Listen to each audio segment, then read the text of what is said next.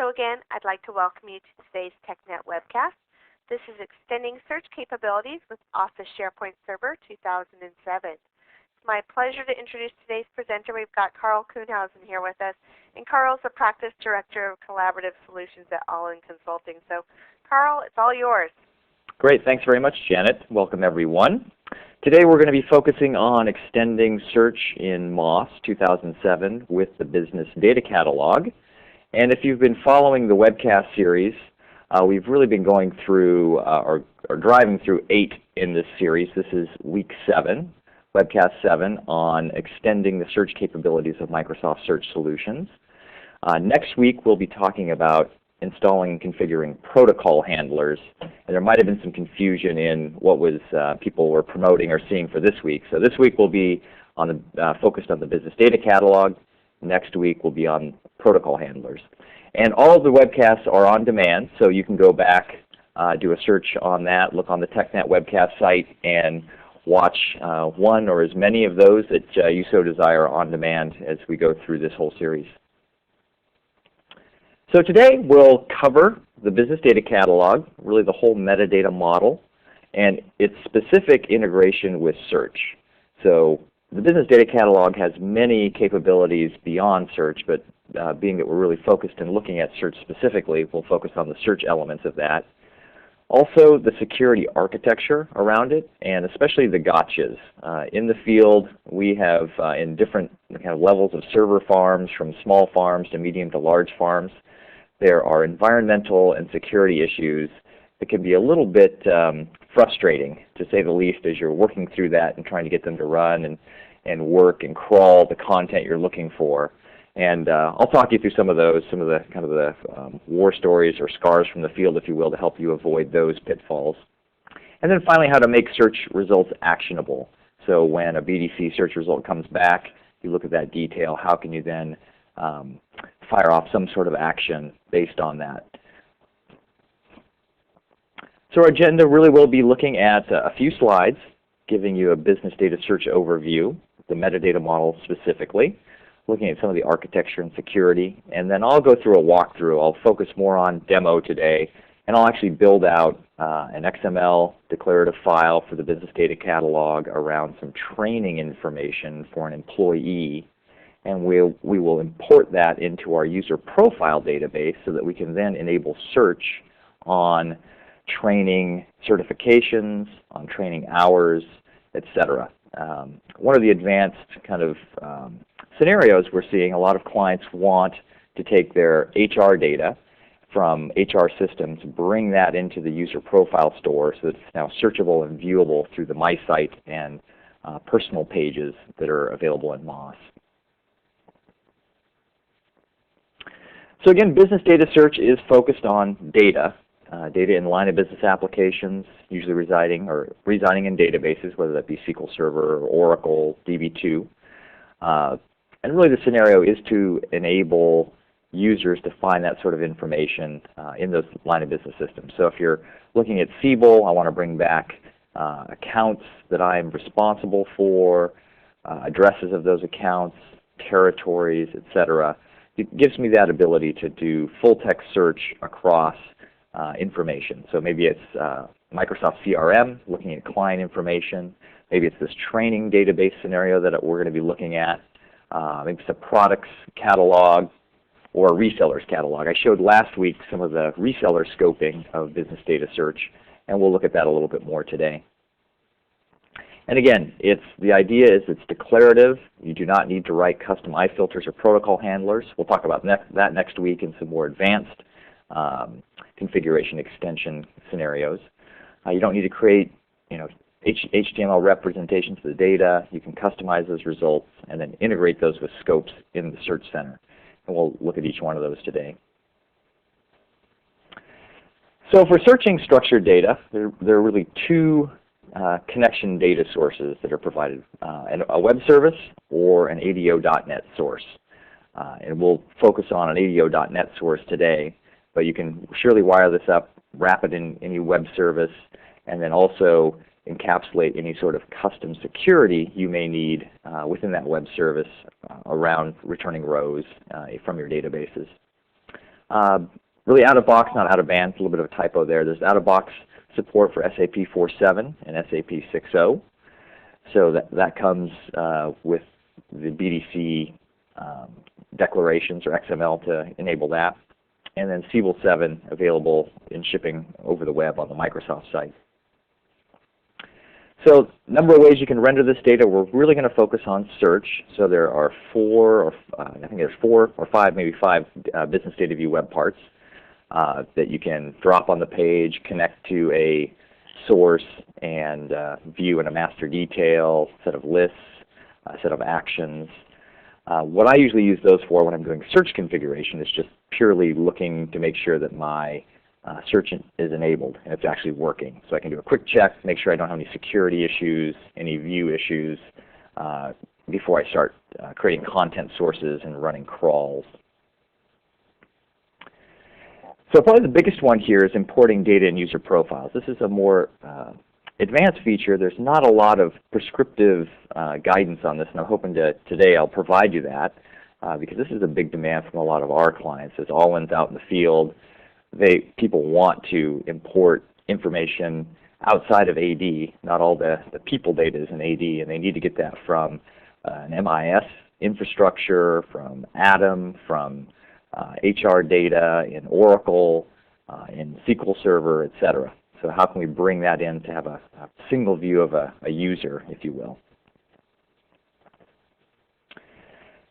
So looking at the Search Center, I really have the ability to base it on scopes and properties, so I can enable any column in a database as a property value. So in this case, I'm looking for mountain bike, and I have a column in that table, reseller state, that I'm mapping to a property within my crawled properties, managed properties. And I can search on that scope in the tab scopes within the Search Center and bring back, in this case, all resellers in California that have the name mountain bike somewhere in their title or in the content that's around them within those rows that are coming back.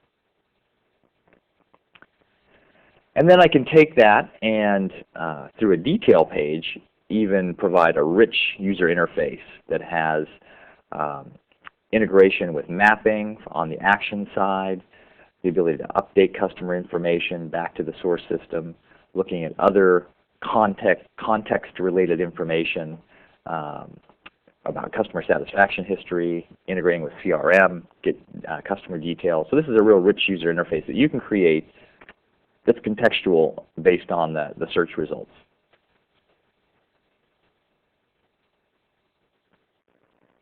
So the overall architecture we're looking at here is in yellow, really the BDC got an engine, service engine, to be able to connect to, again, web services or databases via ADO.NET or web service proxies.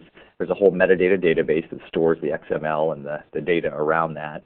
And then I can leverage it in lists, in search, which we're more interested in, as well as user profiles. These are the two we're really going to focus on today.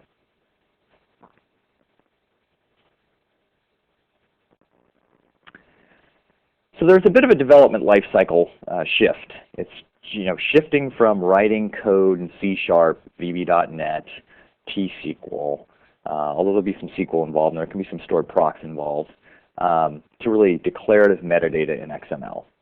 Now, you'll see a lot on the websites, it's no code, if you will.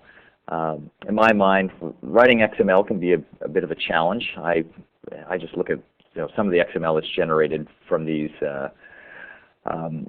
import definitions, and they tend to make my eyes bleed because there's just so many tags in it. Now, we'll talk about some tools out there that are available to generate that for you, but really key, if you're an IT pro or a developer in your shop, I do encourage you to understand the schema and to write some of this on your own first, just to get a good handle on what's going on underneath the covers before you use some of the tools just to auto-generate the XML. The idea is you write and test the application definition, upload that application definition, validate it, and then build that solution around that business data. In this case, we're really going to be focused on user profile importing and searching and content source crawling of business data around products and resellers. So again, the metadata model, to understand this, is really at the highest level, you have the system. So your data source, so this might be your training database, your people database, your product database. You'll have entities within that, so a customer, a product, a reseller. You'll have methods based on that, so I need to get my customers, get my products, get my people, get my training information. You can also have one-to-many associations, just the primary foreign key relationship based on the association tags. And then also what's key for search is the enumerator method. So I'll show that in a moment here, that you have to have that tag to make it crawlable by the search indexer. So looking at the metadata, in this case this is the line of business, or at the top level, the system. So in blue you'll see my line of business system, and in this case the name of it is clients in white here. And I'm keeping my versioning here. This will be important as you're revving this. Make sure you're incrementing your versions. Otherwise, you're just overwriting current revs, and you'll get some errors as you import.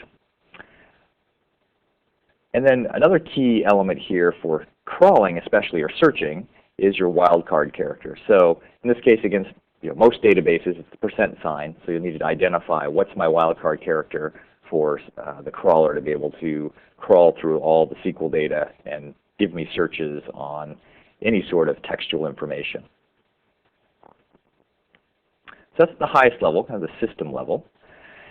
So let's look at metadata and creating some and registering an application. So I'm going to go ahead and switch over to my desktop. And first we'll go over to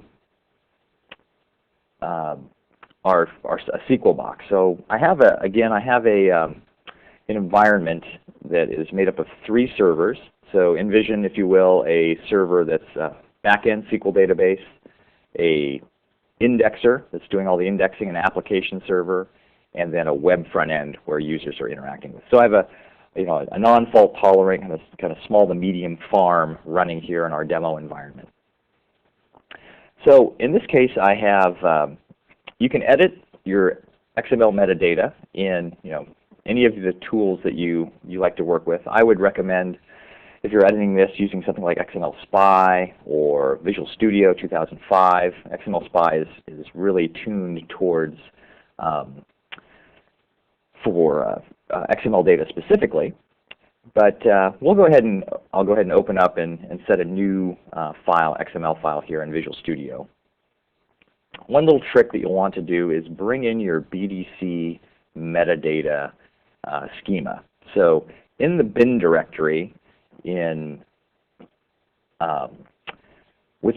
the Office SharePoint server bits, there's a BDC metadata XSD. And what I do if I'm developing against this is I drop this in my schemas list. So in Visual Studio, in this particular directory in your XML schemas, you can just drop this BDC metadata XSD file from your Program Files Office server bin and drop it right in here, select it, and now you have that schema available. So now I can begin to get IntelliSense help in this case. So I can actually see, I think my line of business system, oops.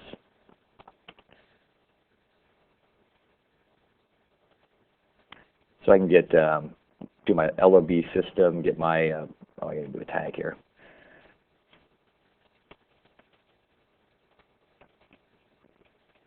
I'm missing my closing tag. So I can do my opening tag and begin to get my XSD, which is nice. So it makes it easier to edit this particular environment, just so you can get access to, here's all my line of business system instances, entities, associations, properties, etc. Now, good to get a feel for this, be able to edit, work with this within Visual Studio, XML, Spy, or some other tool. Notepad is not a developer's editor if you're really hardcore, but I just find it, without the IntelliSense and highlighting, text highlighting, it's just really hard to work with these files. Now, another tool that I've been using is something called BDC MetaMan that a couple developers in the SharePoint community have put together. nice tool that generates this XML, and then you can take it to the next level if you have to do some more advanced features as well. And they're continually kind of augmenting that. So let's go ahead and actually create some based on some data types around that. So first I'm going to show the actual data we're going to draw from. So in this case I have a training database in SQL Server 2005. And this training database, we'll go ahead and look at the columns here. I have some certifications and some training hours, and then a user ID. So what's key in this particular environment, so in this case what our scenario is going to be, I want to import data from a line of business application for HR into our user profile database, and then make that indexable and searchable. So I've added one column here, and we'll go ahead and add a couple, or one row here. So here's my user ID, here are my certifications, basket weaving, tie-dye. I'll go ahead and add my partner in crime here today, Stefan Nilsson, who is doing all the question queue help as you guys are asking questions. We'll go ahead and say, okay, MCSD, MCDBA, MCSE, so any sort of certifications you may have. And let's say he's got 120 training hours to date. So this could be kept in a training database, any third-party application. The key element here is that the user ID is mapping to your Active Directory user ID, domain, account name. And that's really where the wire-up is going to happen. So let's go ahead and, so since I have this table, let's generate the XML specification or definition for this and register it with the BDC. So I'm going to go over to my web front end to do that. So I'm purely working on the back end in SQL Server 2005 in this case. I'm going to go over to my web front end box. And I do have the BDC MetaMan Developer Edition. This is the free download edition that you can experiment with. They also sell a professional edition that has enhanced and enabled features that you'll want for a production environment. But it's just a WinForms app. I want to connect to a data source. In this case, I'm going to connect to SQL Server. And my server name that I was just on is demo MOS SQL 2005. And I'm just going to do integrated authentication. So this is just giving me access to and connecting to all my databases within my environment. So in this case, I have my training database in my people DB, or my training table, rather, in my people database. I'll go ahead and just drag and drop that over to the design surface. And what this gives me is the columns, user ID, certifications, and training hours. And then I can begin to edit this entity by right-clicking on it and adding the things I need to do this particular, or to create this particular XML file. So the one thing I do want to do is create a title column. I'll just map it to user ID right now and go ahead and hit save. Now, you'll note here that I have my methods. It gives me a default method, which is going to select all, basically do a select user ID, certifications, and training hours from the training DB in the people database, or training table in the people database. I can also add my ID enumerator, which enables it to be crawlable. Now we have a little different scenario here. I don't necessarily want to make this content source crawlable. I want to import this into the user profile store, and then out of the box, MOS provides search on the user profile store. So I don't need to add an ID enumerator in this case. So I'm going to go ahead and hit save. And then all this tool does is then generates that application definition file. So I'll go ahead and generate it. And I'll open it up in IE. This will give you a sense of all the XML that's under the covers to do this. Again, our line of business system are the properties of the connection we're going to make for the security side. So in this case, we're doing pass-through security against my demo MOS SQL 2005 and my people catalog and its integrated security. We'll talk about a single sign-on scenario in a moment, which we've seen in the field. That's really is more what you'll see probably in real life in the production environment. And then it's going to go down here and do the select my user ID, certifications, training hours from my DBO training database. And again, this is, you can write all this by hand This is really a nice tool to gen it all up. And then if you do want to tweak it by hand, you can take that to the next level yourself. But just is to get things up and running, it's a nice tool. So let's go ahead and close that. And now what I want to do is I have my XML definition file, so let's go ahead and register that within my shared service provider. So I'm going over to Central Admin within my MOS environment. I'm then going to navigate to my shared service provider. And you'll note here, here's my business data catalog management features. In this case, I want to import my application definition that I just created to my training database. And I'll want to browse that, my file system, to basically get that. And so there's my training XML that I generated just before. I'll go ahead and hit open.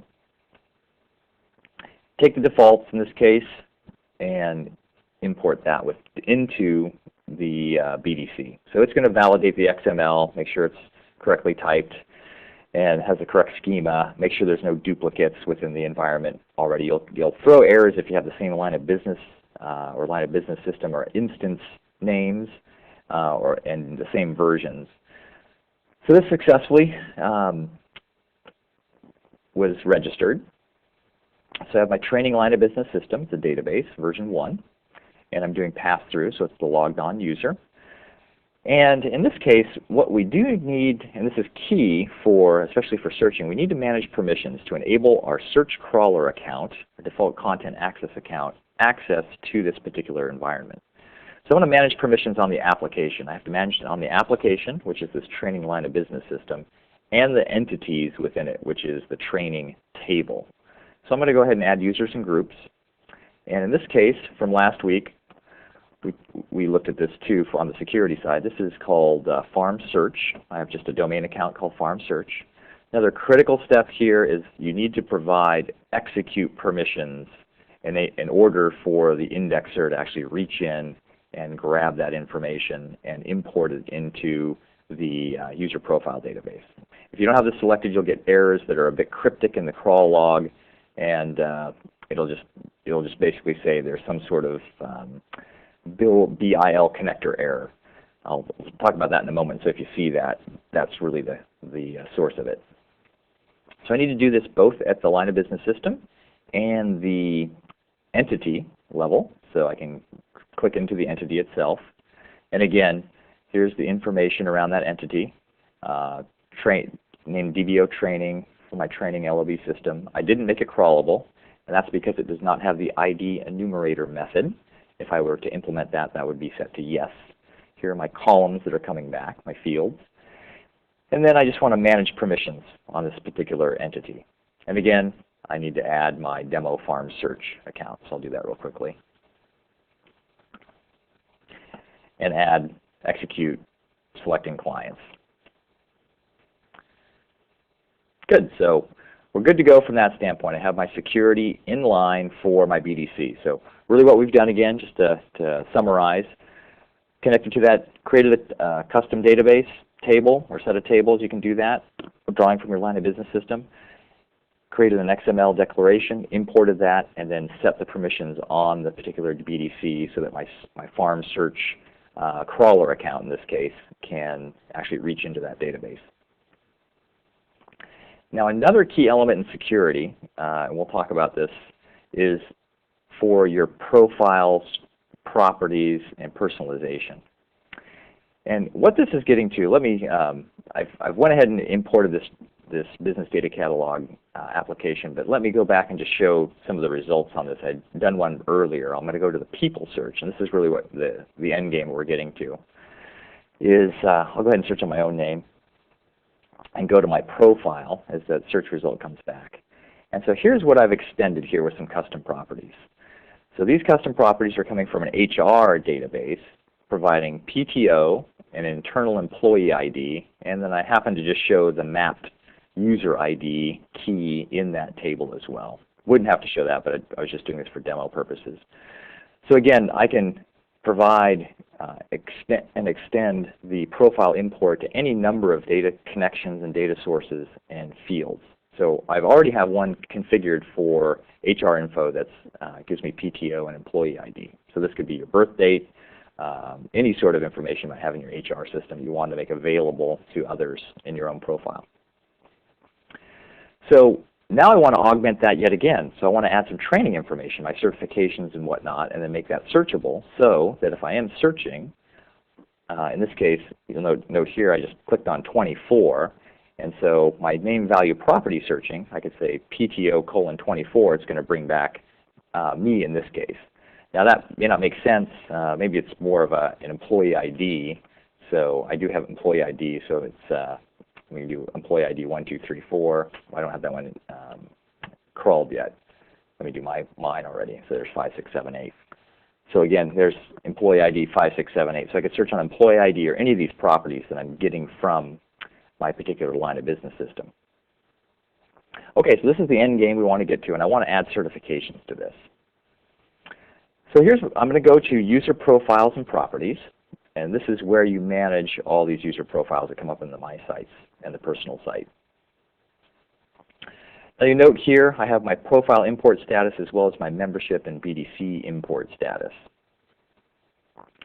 I want to go ahead and add another connection. So this is kind of it's been talked about, I've seen it on the blogs, it's probably been, you may not have known about this, but I can have the ability to add multiple import connections to any profile import. So you notice here, in this case, I have our Active Directory, which is the master, and that's really where that's the source of authentication. And then I have this HR line of business system, which is providing that data around my PTO and employee ID. I want to create yet another new connection to the BDC definition for the training database. So to do that, create a new import connection, select Business Data Catalog. That's really the key item here. And then I can browse my Business Data Catalog elements. So there's my training instance. So this is what I really want to bring in and map to columns within my profile store. I'll go ahead and hit OK. And let's give it a name. We'll call it Training DB for now. That's the connection name. And this is key. So what you do, you don't want to select the one-to-one mapping. You want to select the Connect My User Profile store in a one-to-many mapping. And this is where you take the user ID, which is our primary kind of key within our XML, and that is domain name / username, and map that to your account name in your master connection, which is, again, domain name, account name. And this will give this primary foreign key relationship so that as I'm going through my database, I'm getting the specific information for that particular user. So I'm going to go ahead and hit OK there. So that's wired up. And so I'm almost good to go. I am good to go if this will actually work, but I do want to call your attention to one other security element. So I've changed the security or enabled the security on the Business Data Catalog over here to enable the search crawler to reach into that data. You also have to add that same account to the personalization services permissions. So it's going to draw it out of the BDC, but then it needs to write it to the profile store. And if you don't have the correct security, again, it's going to fail, and it'll give you some pretty cryptic error messages to that end. So what you'll want to do is add that same account with the Manage User Profile rights so that as it crawls through the data, it's able to actually store it or write it to the profile database to then enable search on those properties. Good, so we have our security wired up, good to go. Now, that's great, but I don't have any properties within my profile store that's drawing that information into. So I'm going to go ahead and add those properties. I'm going to go back to User Profile Properties, and let's, what we need to do is go down to our properties, our Profile Properties section, and then add new profile properties. We'll view the ones we have thus far, the custom ones. They're usually down at the bottom. So you note here I've already created the certifications one. We'll create the training hours one here just to show that. But I have PTO, employee ID, and user ID, and those are mapped to PTO, employee ID, and user ID in the HR line of business system instance for the BDC. So let's wire up the certifications to the correct data source first, and then we'll create a new one.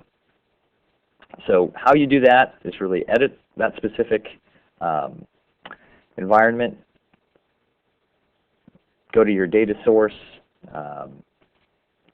select it, and then select the field to map to it. It's really that simple. And I do also want to add training hours once I have this map. So now you'll see at the bottom I have certifications, or mapped to my certifications for my training BDC. And I'll go ahead and create a new property called training hours.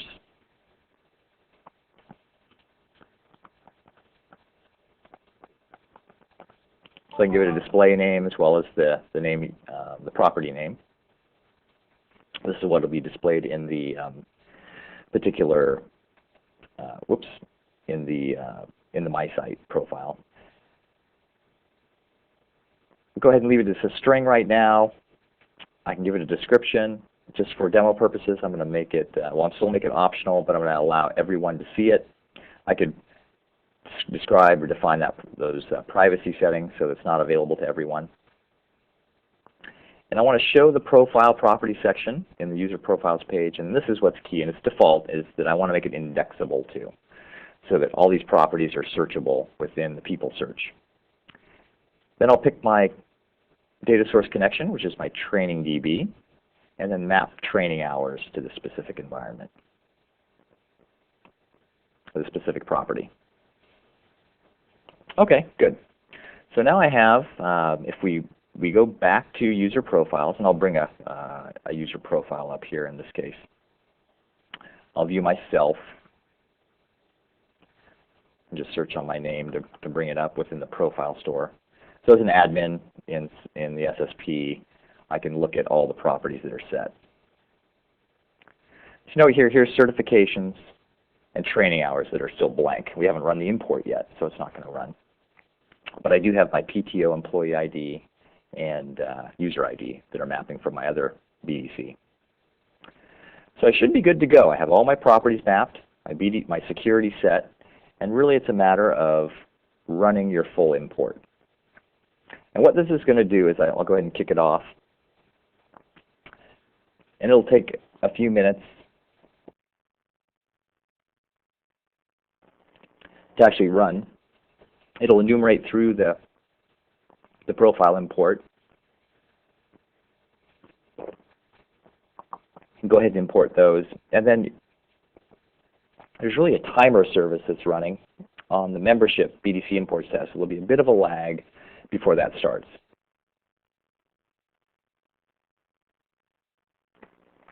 And I'll keep hitting refresh here.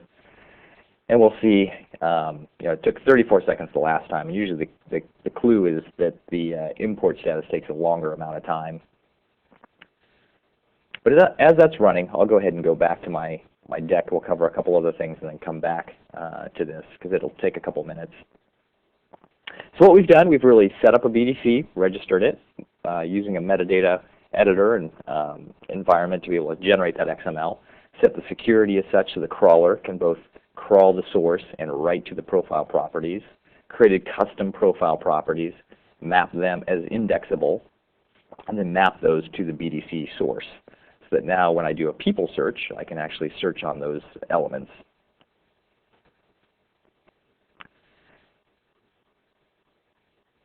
So I'm going to go ahead and stop sharing. We'll go back and talk about some other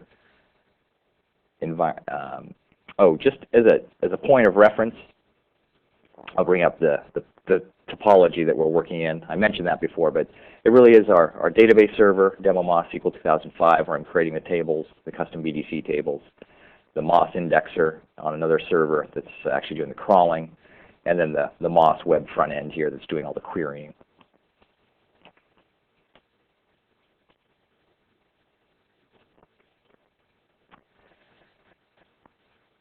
So the API itself, for those who are developers in the audience, you can extend that and execute methods. So anything you're seeing from the crawler or from the web parts themselves are really interacting with the runtime API. Then there's also the administration API, which whenever we're going into the actual environment to set permissions, add entities, actions, etc. those are all run through the admin API, and those are available to you as a developer too. Here's just a high-level schematic of that runtime and administration architecture to note that everything's stored in the metadata database, and then I can call my runtime object model from the infrastructure database or web service. There's a whole caching mechanism for performance, a whole security mechanism that can be extended via the iSecurity trimmer interface that's available in the API. So if you do need to do custom security, that is available. There's a hook to do that. And then the admin object model, which you're really interacting with from the central admin SSP environment. The next thing that's interesting is really the single sign-on feature. And I want to go through that process of setting up single sign-on, because that's something we're really seeing in real life, where people will have a data warehouse, a data store that may have SQL authentication and not integrated authentication. And it really will be an environment that provides more of this proxied trusted subsystem.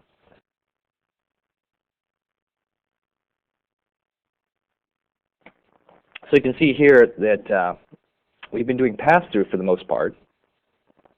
What I want to show is another real-life example that we've seen in the field is where we're really doing SSO at a group application level, that I'm providing SQL authentication to a group of users. And the only way to do SQL authentication within the BDC is to create an SSO environment and then go from there.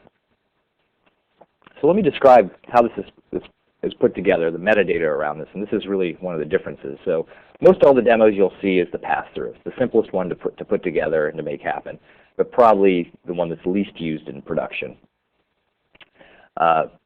This is one we've seen quite a bit, and the differences here really are my authentication mode is going to be RDB credentials, going to SQL Server.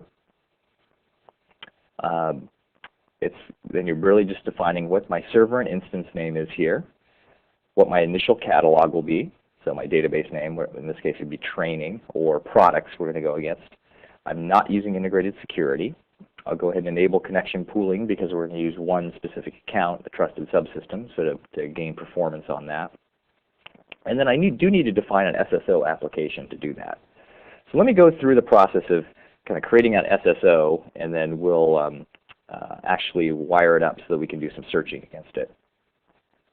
I'm going to go back and share my desktop. And let me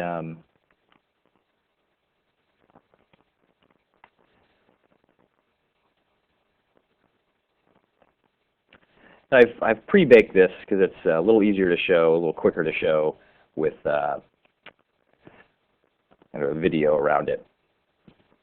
And so this is all running in production right now. So first thing you need to do is start your single sign-on service on all your servers.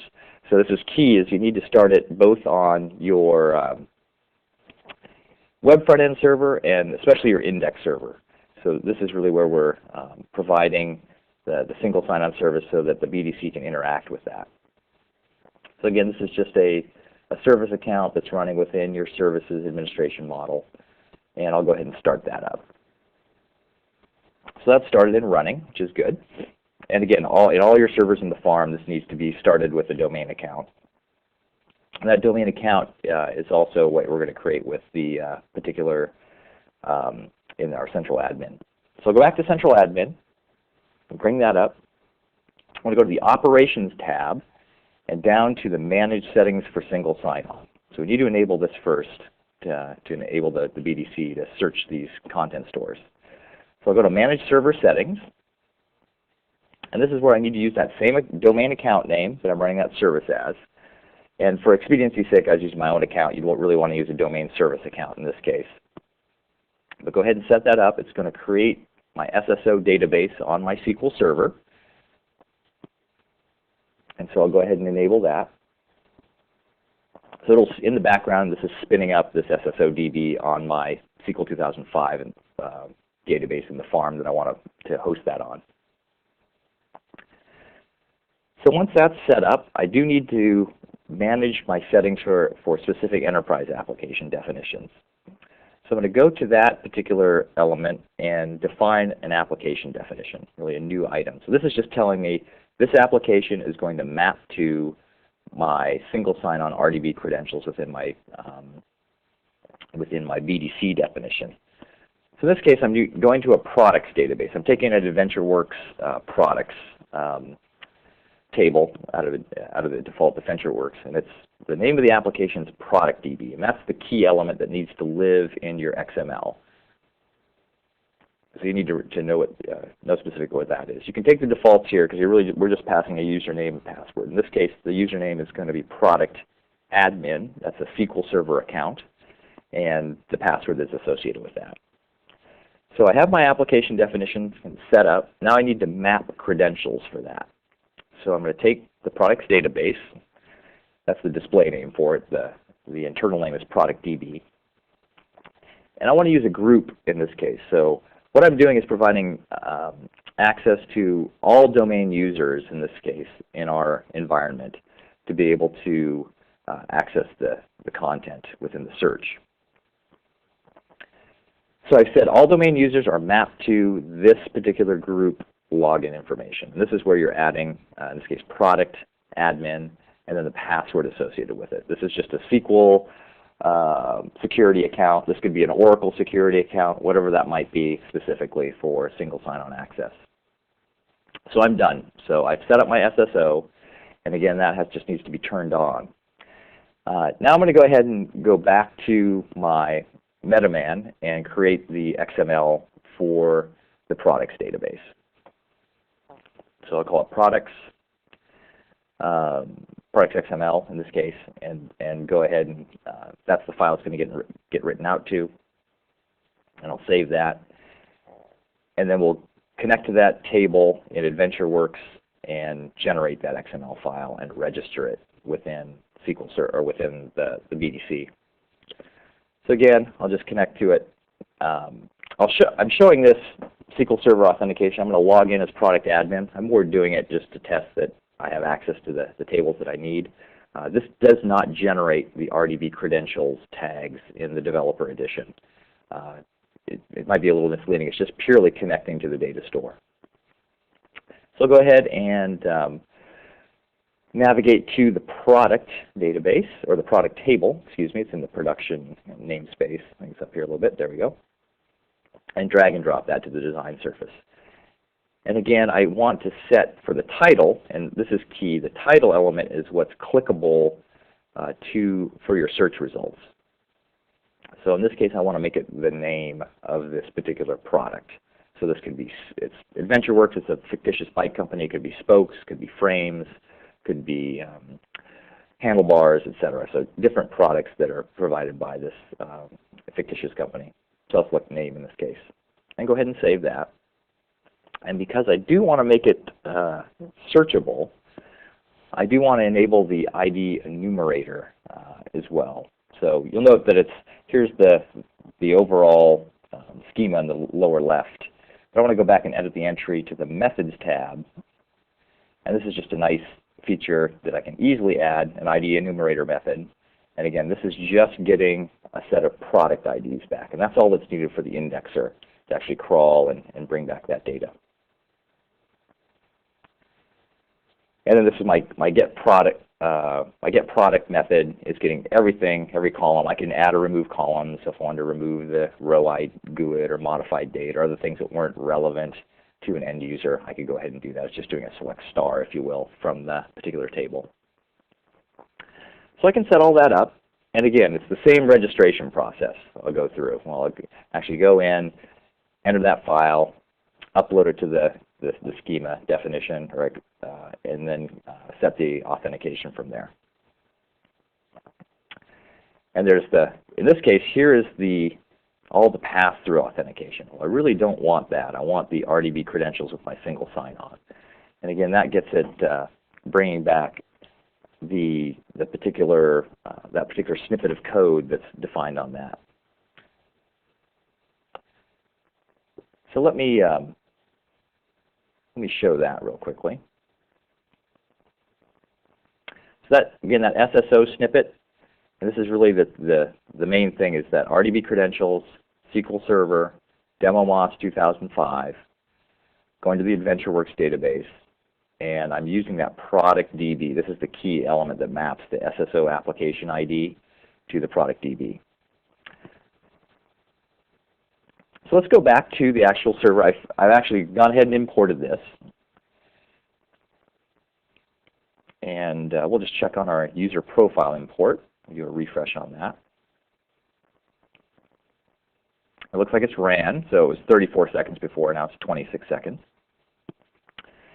And let's go look at our profiles to see to ensure that those actually were mapped.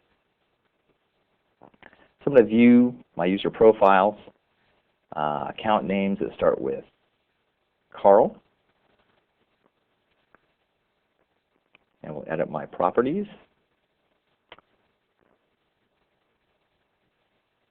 Down at the bottom. And there we go. Basket weaving, tie-dye, and my training hours are 100. And again, if I look at Stefan's, it will have all his MCSD. He's a little more serious than I in the technical realm. So he's got his MCSD, MCDBA, MCSE, 120 hours in this case. So a great way for pulling in data from many different connections. So you don't have to have just one main BDC connection. This could be 1 to n number of connections to draw on all this profile data. Now the thing that's missing is I still can't do searches on this. So if I go back to the search results, I haven't done a crawl yet. So I don't have the crawler running in the background just for performance reasons for demonstrations. But if I was to say, certifications, MCSD, nothing's going to come back right now because I've not run that crawl. So let's go ahead and just start that up in the background. Again, going to search settings, and where this lives is in the local Office SharePoint server sites. So as your incremental crawls or full crawls are going there, that's going to go to your profile store and then index all of those custom properties we've just imported. So here's my products data source, and going back to that, creating that XML data with the single sign-on, I actually have within the BDC, we'll go back to that and just show that definition. I went ahead and imported it. We created the XML, and I have my AdventureWorks line of business system is really what it's called. I'll go ahead and drill into that. Here's my product information, or my product table. And you'll notice here, because I have the ID enumerator, it's set to yes for being crawlable. And here are all the columns that are going to come back in that. So let's go ahead and do a search. I'm going to go back to the Search Center for all sites. I haven't set up a scope for products yet, but now that I've run that, I can actually run spokes. I think that was one of the keywords.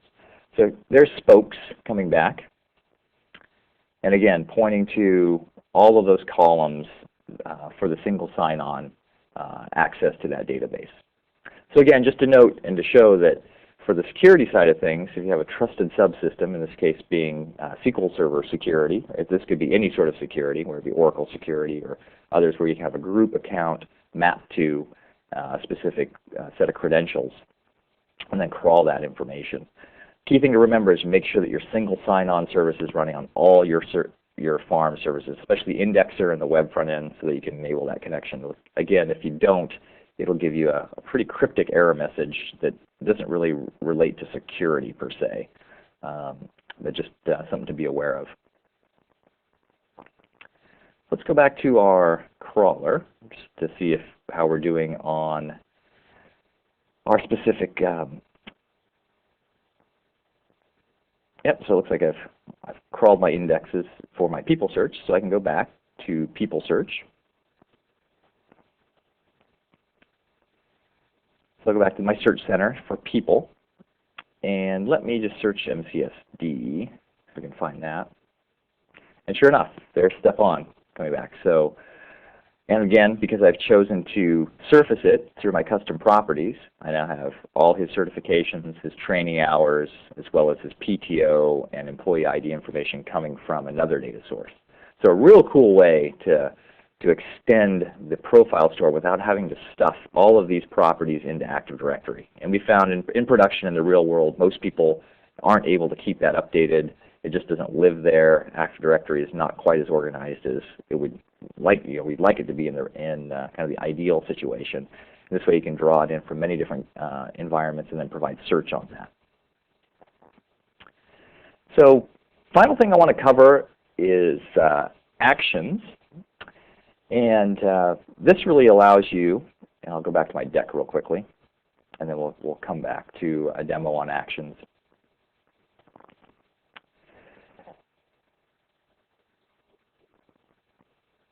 To provide the ability to link to content, link to sites, to create mashups, if you will, that is contextual on a particular search element. So that I could edit a customer in SAP if I do a customer search. I could fire off an Office Info Path form for write back. I could map a specific location in locallive.com or maps.live.com. So it really gives you an ability to extend it via URL parameter-driven environment. So let's go ahead and do a quick action, and we'll take some questions here because we're getting towards the end of our time. So actions are really, again, defined within the BDC XML. So you can define it within the XML, or after the fact, after you've imported your application, you can actually add them through the admin interface. So I'm going to view my applications, and I have an AdventureWorks data warehouse. This provides that reseller search. So before, in weeks prior, we were doing searches on resellers, and that's where this is drawing it from. Again, it's from AdventureWorks, and I have my reseller entity. I'll drill into that. Here are all the fields. Again, it's crawlable, so we can search it. It has that ID enumerator within the XML. And so I've created a second action called Map It. So out of the box, you have the view profile action, which will basically, on a very simple web page, put all the columns that are coming back from your select statement. This is where you create custom profiles and custom web part pages that really bring all this together in a much more user-friendly, a much more rich environment. This is really kind of the base kind of environment for testing. So I'll go to Map It just to show what I've done here.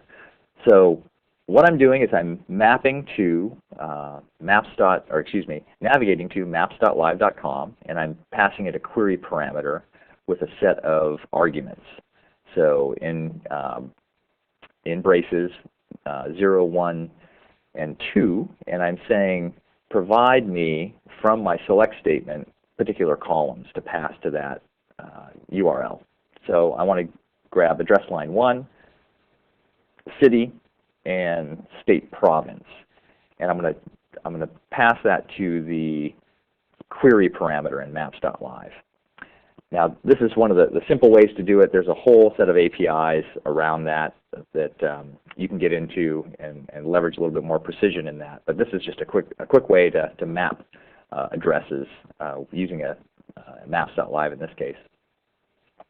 So I basically said I want to launch this in a new window. That's the only delta. I don't want to see it within my same SharePoint window, and then mapping those actions. So let's go back to the Search Center, actually search on resellers. So again, this is scoped to my resellers BDC. I'll just search on bike. This will bring me back a set that's coming from my AdventureWorks data warehouse. I can click on Bike Universe to get my specific columns. You notice as I add actions, it will add them across the top here, and I have the Map It action. And so I'll go ahead and click on that. That'll fire up map.live.com. The address happens to be the Nut Tree Factory. It's in my query in Vacaville, California, not too far from here. And in this case, it's not finding it specifically. It's more of a generic name. It's not a street address, but live.com is smart enough to say, hey, are you looking for the location Nut Tree Factory specifically? And I'll go ahead and hit yes, and that'll bring me back to Vacaville here, where the outlet stores are if you need to get some cheap, some inexpensive Nike clothing, right near the Nut Tree Airport. So you can see really quickly leveraging web properties, your own custom apps internally that you can pass URL parameters to. You can create actions that are context sensitive to the particular search results. Very powerful tool for end users. Well, great. Just a few resources here, and we'll wrap up with some questions. Here's some good resources on MSDN around the architecture. I do encourage you to take the AdventureWorks 2005 sample and just step through it and really get a good understanding of the XML schema and how to create those XML files by hand, using Visual Studio or XML Spy. Do that first, and then leverage some of the tools like BDC MetaMan. That's a really nice way to really expedite the process. But for debugging, really understanding the underpinnings of it, just encourage you, if you're an IT pro or developer, to focus on that. Great. With that, I'll pass it back to Janet, and then we'll take some questions after that. And just a promo for next week, we're really going to be talking about protocol handlers and the protocol handler architecture next Wednesday, same time. So over to you, Janet. Great. Well, we'll miss you next week, Carl. We'll have Stefan on here with us next week, and Carl will be out on vacation. So Stefan, who's been with us all week, or this entire series, answering all your Q&A. So he'll be our presenter next week. So we hope to see you for that one as well. So if you have any additional questions, I know Stefan's been doing a great job answering all your questions throughout this presentation, but go ahead and get those in, and Carl and Stefan will wrap it up here with those questions that have come in. I do want to point out, as previously mentioned, that we do record these webcasts, so if you'd like to see any of the previously recorded webcasts in the series or any upcoming webcasts, everything's posted right there at Microsoft.com/webcasts. If you have content ideas, anything you want to see us do differently, we do love to hear from you. Yet another URL there for you. I do like to let you know today's webcast was presented using the Microsoft Office Live Meeting technology. There is a free 14-day trial, and you can get that by going to Microsoft.com/presentlive. And we have a survey coming up here. I want to point out that it's really important you put your feedback in there and get us those surveys. For filling out 3 of those surveys, you're going to be automatically entered into a drawing to win this great conference pass to TechEd. So it does include your hotel and everything. So if you attend 3 live or on-demand enterprise search webcasts in this series and complete that evaluation, you will be entered into a drawing to win that great little prize. So it's coming up here, so get those evaluations in there. Also, if you fill out the survey, you'll automatically be entered into a drawing to win this great little Zoom digital media player. So plenty of incentive to get your feedback, but really we do love to get your feedback. It's valuable to us. We do pass it on to our presenters, so please do take a moment and fill out the survey before you log out. With that, Carl, any questions that have come into the queue that you actually want to get to? I think we've fielded all of them. Excellent. So I think to go. I think just the key things to remember are permissions, permissions, permissions. Those are the things that will bite you in setting up in a farm. So if you look at the on-demand webcast, if you didn't catch all that, I know I was running pretty quickly. Take a look at how those permissions are set up for the profile import, the personal permissions, as well as the BDC permissions, and then your single sign-on, because those will be the things you'll be tackling in production environments. But once you get over those hurdles, it's all pretty straightforward. Well, excellent. So I'll remind you one more time, your feedback's very valuable, so please do take a moment, fill out that survey before you log out. Also, if you haven't done so already, you can get a PDF of these slides. Just go to your file menu in your upper navigation bar, and you'll be able to do a print to PDF. So lots of valuable information throughout, I know, as well. So with that being said, I'm just going to extend a special thanks for Stefan for helping out with the Q&A throughout the presentation today, and a huge thanks to Carl for today's presentation. So that concludes today's TechNet Live meeting. I'd like to thank you all for joining.